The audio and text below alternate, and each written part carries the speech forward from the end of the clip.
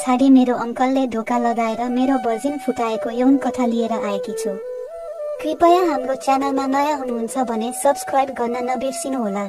म पोखराको छोरेपाटन स्कुलमा एकदमै ट्यालेन्ट छात्र थिए भएको हुनाले सरहरूले यो केटीलाई ठुलै देशमा पठायो भने भविष्य हुन्छ भन्नुहुन्थ्यो अनि मेरो बाबा मम्मीले यसलाई अमेरिका पठाउनु पर्छ, अमेरिका गए पछाडि राम्रो तरिकाले कमाउँछ, छोरा भने पनि छोरी भने पनि हाम्रो यही एउटा छोरी न त हो भन्नुहुन्थ्यो।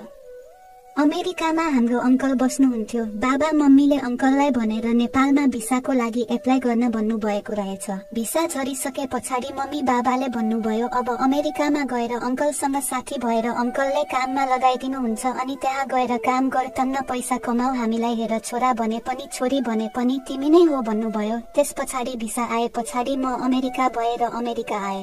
अमेरिकामा आइसके पछाडि त नेपालमा जस्तो सोचेको थिए त्यो भन्दा पनि एकदमै डेभलप कन्ट्री रहेछ। हरूले जिन्स र प्यान्ट कुर्ता साडी लगाउँछन् भनेदेखि अमेरिकामा त हाफ प्यान्टहरू कट्टुहरू लगाउँदै रहेछन्।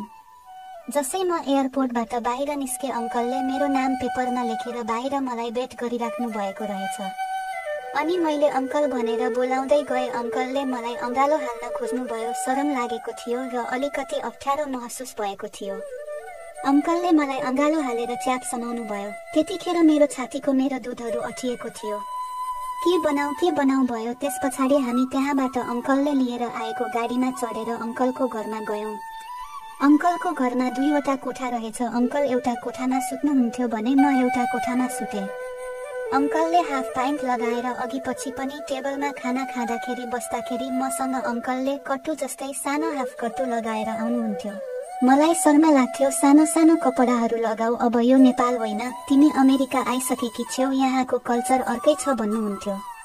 सँगै टेबलमा बसेर खाना खाँदाखेरि गिलासमा राखेको पानी गुल्टिँदाखेरि अंकलले पुछिदिने न्यू पारेर मलाई मेरो शरीरमा हातले टच गर्नुहुन्थ्यो।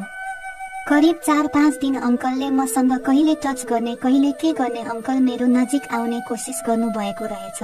अनि बाबा मम्मीले विश्वास गरेर पठाएको अंकल जस्तो मान्छे, बाबा जस्तो मान्छे भनेर विश्वास गर्न थाले र अंकलको काखमा जाने बस्ने अंकलले भनेको जस्तै छोटा छोटा कपडा लगाउने गर्न थाले। देश अनुसारको भेष गर्दैमा के नै हुन्छ र भन्नुहुन्थ्यो। त्यसैले मैले अंकललाई विश्वास गरेर अंकलले भनेको सबै कुराहरू मान्दै गएँ।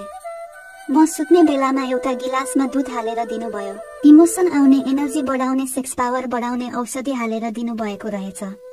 त्यो राति मलाई एकदमै इमोसन आएको थियो। अंकलको सोचाइ रहेछ कि म इमोसनमा आएको बेलामा मसँग यौन सम्पर्क गर्ने भनेर अंकलले बाहिरबाट आएर रातिको 1-2 बजे ढोका हान्नु भएको थियो। तर मैले खोल्ने थिएन किनकि म भित्र एउटा आगोको ज्वाला जस्तो उठिराखेको थियो। मेरो यौनीबाट रहेको थियो। मेरो जिउ एकदमै हिट भइराखेको थियो। मेरा दुईटा हातले मेरा दुधहरू मैले मिचिराखेको थिएँ भनेदेखि त्यो दिनमा राति मैले मेरो आफ्नो दुईटा औँला मेरो यौनीमा छिराएर मैथुन गरिराखेको थिएँ। त्यसैले गर्दा मैले ढोका खोल्न सकिन। धेरै बेर अंकलले ढोका हाने पछाडि अंकल फिर्ता भएर जानुभयो। भोलिपल्ट जब बेलुका अंकल बाहिर ड्युटीबाट आउनुभयो अनि बेलुका सँगै बसेर खाना खायो। अंकलले भन्नुभयो आज मेरो रुमको एसी बिग्रेको छ, मेकेनिक भोलि आउँछु भनेको छ। म पनि आज तिम्रै रुममा भएमा भए पनि सुत्छु भन्नुभयो। मैले नाइ भन्न सकिन। अंकलको सोच मेरो कलिलो भर्जिन फुटाउने रहेछ बुझ्न सकिन। जब म निदाउनको लागि थालेको थिएँ अंकल बिस्तारै म सुतेको बेडमा आएर छेउमा सुतेर मेरो चाकमा चाक जोड्नु भएको रहेछ। मैले जब अलिअलि महसुस पाए अंकललाई मैले शरमले केही भन्न सकिन। हुन पनि हो एउटा केटी मात्रै भएको रुममा एकजना केटा मान्छे, त्यो पनि मेरा साथरा सेता सेता मेरो नाइटोहरू देखिएका सेता सेता अनि म पनि एकदमै राम्री थिएँ। त्यसैले गर्दा अंकलले आफूले आफूलाई कन्ट्रोल राख्न सक्नु भएन होला। त्यस पछाडि अंकलले बिस्तारै मेरो चाकमा चाक जोडाउनु भयो अनि मैले केही नभने पछाडि बिस्तारै अंकलले हात मेरो छातीतिर अंगालो हाल्दै ल्याउनु भयो।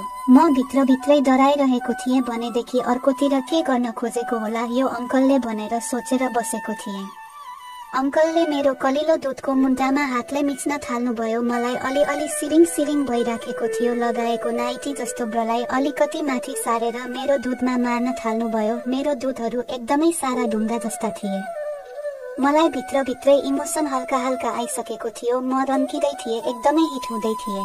त्यसपछाडि अंकलले मेरो मुखमा चुप्पा गर्न थाल्नुभयो। मेरो मुखभित्र जिब्रो हालेर मेरो जिब्रो चाट्न थाल्नुभयो अनि मेरो कानमा आफ्नो जिब्रो हालेर चाट्न थाल्नुभयो। घाँटीतिर पेटतिर चुम्मा गर्दा गर्दै हातले बिस्तारै मेरो यौनीमा लानुभयो र मेरोबाट मेरो यौनीलाई मिच्न थाल्नुभयो। मेरो यौनीबाट अलिअलि पानी आएर मेरो कट्टु भिजेको थियो।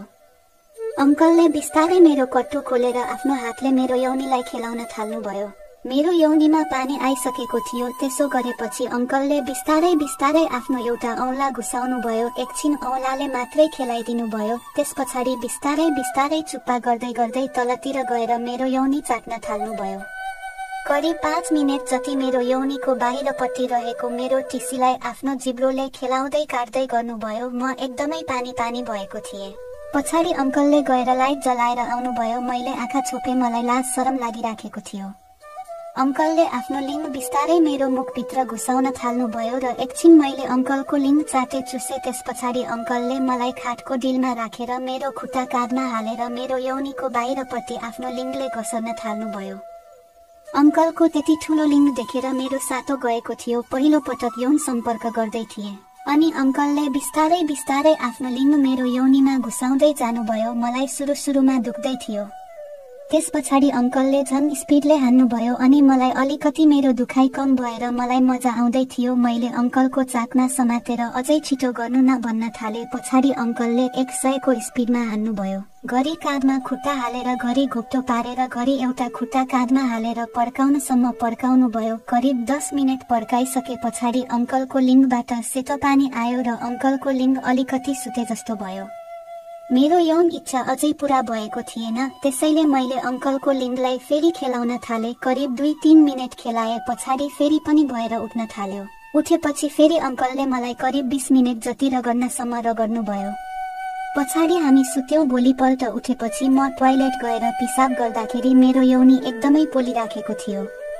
मेरो पहिलाको भर्जिनिटी मेरो सिल अंकलले तोडिसक्नु भएको थियो। दुईटा खुट्टाहरू फटाएर हिँडेको थिए। कम्मर एकदमै दुखेको अंकलले मलाई फकाउनको लागि होला बाहिर समुद्रको छेउतिर जाम भन्नुभयो।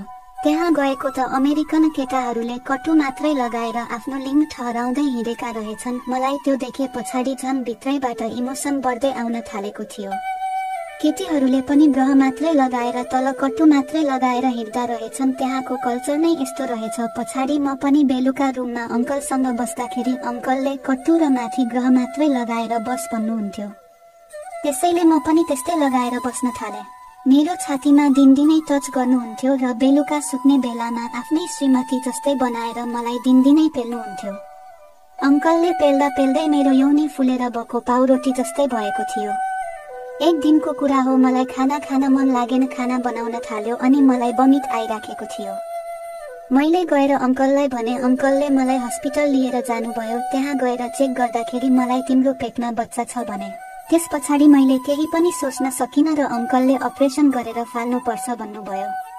अनि मैले अपरेसन गर्नको लागि राजी भएँ र मेरो पेटको बच्चा अपरेसन गरेर फालिदिए। घरमा मम्मी बाबासँग फोनमा बोल्दाखेरि मैले केही पनि भन्न सक्ने थिएन। भित्रभित्रै मेरो मन रोएर आउँथ्यो। मम्मी बाबालाई भन्यो भने मन दुखाउँछ।